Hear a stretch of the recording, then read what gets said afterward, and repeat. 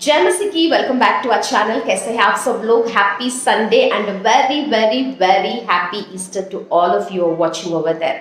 यीशु जीवित हुआ है और सचमुच जीवित हुआ है। Praise the Lord.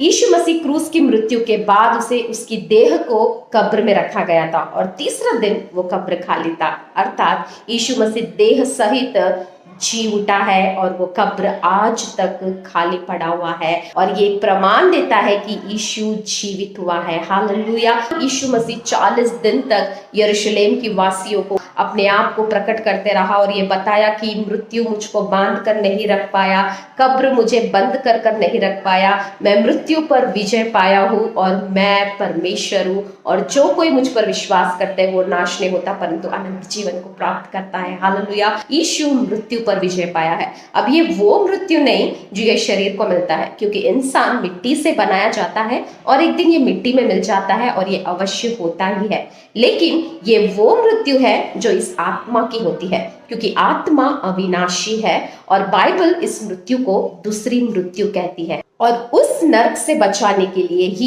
यीशु मसीह स्वर्ग को छोड़कर इस पृथ्वी में आया।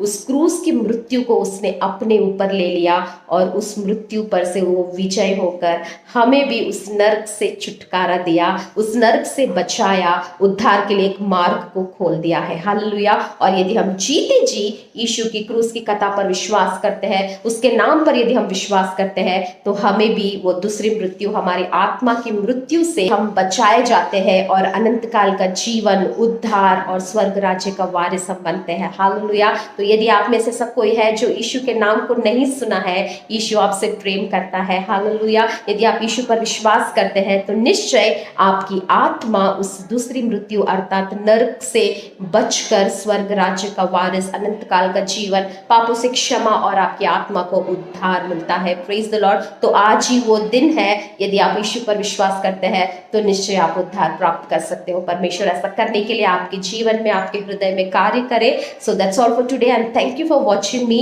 And see you in the next video. Until then, take care and remember, believe in Jesus and be saved. And once again, wishing you all a very, very, very happy Easter. Praise the Lord.